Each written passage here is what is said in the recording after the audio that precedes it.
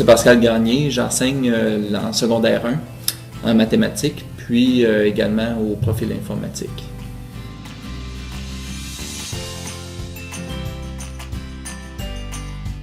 Ben, dans le fond, on utilise un paquet de logiciels, en même temps d'applications, mais pas tout en même temps pour pas donner toute cette information-là aux élèves tout d'un coup puis qu'ils soient perdus là-dedans, donc de façon graduelle. Alors, une des premières choses, c'est que tous nos élèves ont un compte Google Éducation ici à Mitchell, donc on utilise des Chromebooks. Donc, ils utilisent évidemment le Drive pour gérer leurs fichiers et tout ça. On a monté tout d'abord aussi un site web ici en mathématiques où on rend disponible tant à l'élève qu'aux parents, qu'aux enseignants, donc à tous les intervenants de l'élève, on leur rend disponible la planification des cours, les notions en mathématiques sous forme des fois de capsules vidéo, des fois sous forme d'images déroulantes, donc tout dépendant évidemment de la matière. On utilise NetMath, qui est comme un cahier d'exercice virtuel au niveau des mathématiques. On utilise GeoGebra, qui est aussi un logiciel de géométrie dynamique. Donc, on l'utilise en modélisation lorsqu'on est au tableau interactif, mais les élèves aussi l'utilisent lorsqu'ils sont en création, lorsqu'en mathématiques, par exemple, ils vont formuler des conjectures ou des choses comme ça.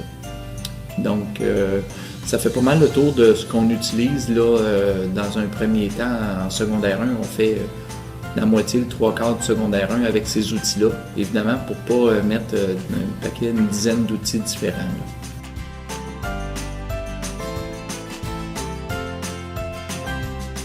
En ce qui me concerne, il travaille avec son appareil, donc peu importe l'appareil, il travaille avec son appareil à tous les cours.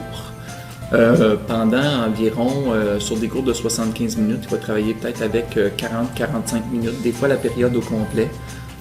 Donc, le reste du temps, je suis en modélisation en avant. Je leur montre, par exemple, des particularités du travail que je veux qu'ils fassent dans GeoGebra ou des choses comme ça. Mais beaucoup de cours, les élèves entrent en classe, ouvrent leur appareil, puis je suis là comme soutien. Parce que mes cours sont déjà tous mis sous forme de capsules vidéo sur Internet ou des choses comme ça.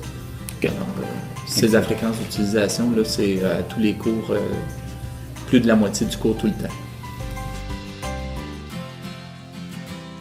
Un des premiers avantages les plus importants, c'est la différenciation. Parce que nos élèves dans la classe sont tous différents, ils ont des rythmes d'apprentissage différents. Donc, le fait de mettre tous mes cours en ligne, puis même, je ne mets pas le cours d'aujourd'hui, il y a les cours d'avant, puis les cours suivants. Donc, l'élève, ça lui permet, un élève par exemple plus rapide, ça lui permet d'aller faire les cours d'avance. Puis moi, je vais pouvoir accompagner davantage les élèves qui sont en difficulté dans les matières ou à l'utilisation de l'appareil aussi. L'autonomie, évidemment, l'élève devient autonome. Puis le troisième avantage très important en secondaire 1, en tout cas, peut-être même secondaire 2 aussi, c'est le suivi avec les parents.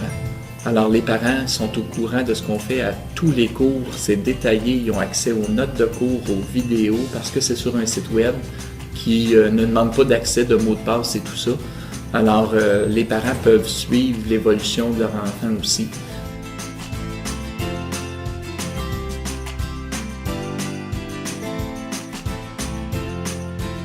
La majorité adore ça. Okay. La majorité adore ça. Ceux qui aiment un peu moins ça, c'est qu'ils se sentent suivis beaucoup. Donc, tu sais, les excuses de j'ai oublié mon devoir à l'école, je pouvais pas le faire, j'avais oublié mes choses, ou je savais pas c'est quoi qui était à faire, j'ai oublié de le prendre en note. On les a plus, ces excuses-là, toute l'information est là. Pas vraiment. Parce que les élèves, ils travaillent fort, ils ont beaucoup, ça dépend tout le temps des défis qu'on leur lance. Moi, par exemple, dans les évaluations, je leur permets l'utilisation des notes de cours, mais c'est sûr que je ne leur demande pas dans l'évaluation une notion qu'ils ont à copier textuelle dans les notes de cours. En mathématiques, j'essaie de développer et d'utiliser beaucoup le raisonnement. Donc, l'élève va avoir dans son évaluation à utiliser son raisonnement avec ses outils, notes de cours, technologie, tout ça, pour arriver à nous donner une solution. D'ailleurs, mes problèmes non plus, ils n'ont pas eu juste une solution, pas juste une réponse. Ils ont plusieurs réponses, comme la majorité des problèmes qu'on a dans la vie de tous les jours. Fait que là, les élèves ils peuvent pas copier à côté parce que la solution de l'autre élève n'est pas nécessairement la même que la sienne. Donc, ça demande beaucoup de raisonnement. Il faut changer nos pratiques, demande aussi de changer nos évaluations, demande aussi de changer les défis qu'on propose aux élèves.